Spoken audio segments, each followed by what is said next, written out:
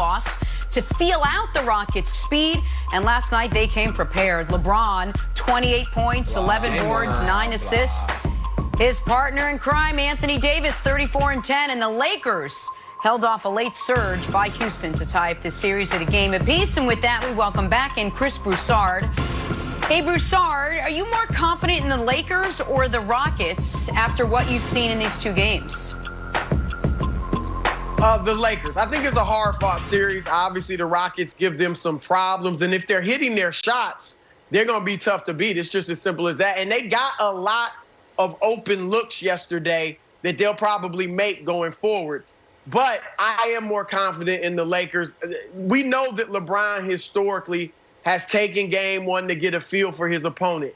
After that game, he talked about how fast the Rockets play.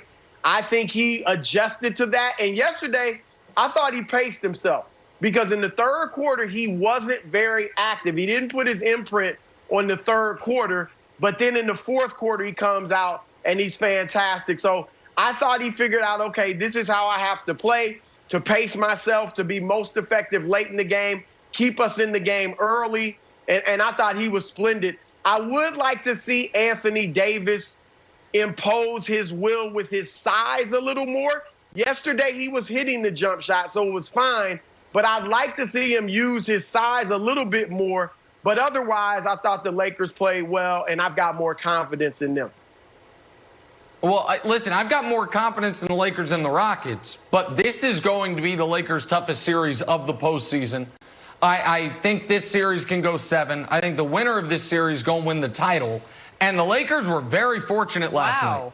When the Rockets hit 22 threes, you almost always lose. If a team is plus 30 points from the three-point line, you are supposed to lose that game. The Lakers didn't lose because Markieff Morris had that out-of-body experience at the end of the first. LeBron was LeBron. And Russ, unfortunately, for the Rockets, was bad Russ. But I do think there should be a few apologies, either written or emailed, maybe sent via singing telegram to Daryl Morey. Yes. Because when they traded away Clint Capella, what I heard was, well, the defense is obviously going to suffer. And what are you going to do against teams with size when it comes to rebounding? In the playoffs, the Rockets have had not a good defense, the #1 defense in the postseason thus far, and the rebounding, they're losing the rebounding battle, but it's marginal, and given all the advantages they have by playing small, they'll deal with that. So I think the Rockets are a more than formidable opponent, and if the Lakers had anyone other than LeBron as their best guy, Brandon, I think the Rockets would be the favorites. And by the way, also credit Anthony Davis, 34 and 10 shouldn't be left out from last night. But I know, Brandon, you're of the belief one of the biggest reasons the Lakers won was someone who doesn't play for them. Yeah, I'm more confident in the Lakers. I said it last week that this series would be determined by James Harden, and I was absolutely wrong. This series is going to be determined by Russell Westbrook. I don't even think this series is close, Wilds, if Russ is Russ. Like, think about this. Russ was airballing shots, penetrating, dribbling off his feet.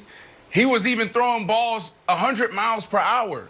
And it pains me to talk about another player. I think one of the hardest things to do going from player to analyst to broadcaster is to actually talk about another player, because you can easily put on film and show me dropping balls, falling at the top of my routes. But I got to call a spade a spade.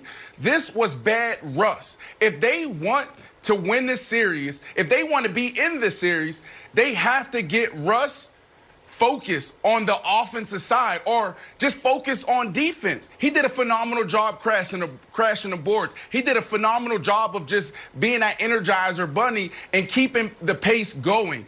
But at the end of the day, Russ cannot play like this because he's literally hurting the flow of this offense, Wilds. Yeah. So I also am pained to criticize Russ. My son's name is Russ, and we have more pictures of Russell Westbrook in the house than my own brother. And before I talk about Russ, Nick, if you want to put out somewhere where you can get those singing telegrams for everyone to apologize to Daryl Morey? Can you note where you got yours to send to Playoff Rondo, who bailed you guys out last night? Because that was sort of the key to the entire game. So I don't know if it's like an a cappella group or just maybe one opera singer, so whatever. It'll be check Nick's Twitter if you guys want to send singing telegrams. No problem. Look, the Russ roller coaster was extra bumpy last night, and I think we all went through it. And the thing that I thought was very, very concerning was a second quarter air ball where he threw one up like this and left it up, and it just hit the net. He's like, ooh. I'm like, well, Russ is not only missing shots, he's missing shots that he thinks are going to go in. Later on in the game, Harden, they're double teaming Harden, leaving Russ wide open. And Mark Jackson's like, oh, that's so disrespectful. It's like, is it? He's 3 for 18 in the playoffs. It's like, it's kind of like when my son doesn't hit me with a water balloon and then I'm like, go ahead, throw it to me. It's not going to explode. It's just going to bounce off. No, it's kind of disrespectful, but it's earned disrespect. And Broussard, if the Rockets want to get in it, we talk about Russ being the old Russ. I don't need 3-point shooting contest, Russ. I need to attack the paint. He's going to the paint half as much as he used to post-Capella trade when we read all the articles and listened to all the podcasts about, hey, it's the new Russ. He's attack, attack, attack. Now he's not. Now he's back to shooting threes. And I know the Rockets are in love with the threes, and I want him to shoot 63s a game. But I'd rather see him attack Broussard. That's not him. No, you're absolutely right. Russ settled for the 3, and that was the problem. He didn't even move in for it. He's got actually a nice mid-range jump shot. He didn't even move in for that. But some of that's the Lakers baiting him. All right, if they get up on him and run him off the 3, he's going to be forced to drive because you know he's aggressive. He's not just going to settle and let you defend him. But if you back off and give him the open 3, he went for the bait yesterday. We'll see if he wises up for game 3. But I'm glad, Wiles, that you pointed out Rondo. Because, Nick, when you started talking about the apologies, it's a little too early for Daryl Morey. But I actually thought you were going to say for Rondo. Because too Rondo early for Morey, but not too early for Rondo? Rondo got crushed after game. Yes, that's what I said. Let's see the Rockets win. If they go out in the second round, I'm supposed to send flowers to Daryl Morey? Stop it. Come on. Let's see Rondo play more than 2.5 good quarters. Okay, listen. Rondo showed up. Okay, he was outstanding defensively. He was outstanding defensively. He hit that one really big jump shot in the fourth quarter. He gives me anxiety. I don't think it's duplicable, but he was very good yesterday. I will give him credit for that. So I will give him credit. It's still, I don't know if you want to play in 30 minutes a night, but we'll deal with it as it comes. But Broussard, I'm going to just follow me down this path for a moment because, as you have made very, very clear, and Wilds and Brandon and Jenna have all made clear, you actually have an awards vote. I do not. And during the playoffs, there has been some narrative about, see, this is why Giannis isn't the MVP.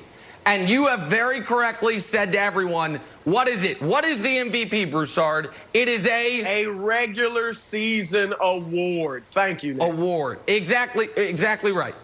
But regular season. If MVP and Defensive Player of the Year were a full season, regular and postseason award, I know folks are saying LeBron maybe should have been the MVP.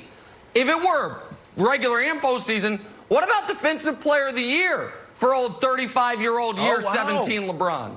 What he is doing, what he did in round 1 against a Portland offense that looked absolutely indefensible, and what he is doing in this series, early in the games, guarding Harden one-on-one, and then when he switches off, they're trapping Harden, and he is just really, really hurting Russell Westbrook's feelings repeatedly. Blocking his shots. There was the two-handed block, and then there were these blocks there, Broussard, that I'm worried are going to hit one of the small children in the family.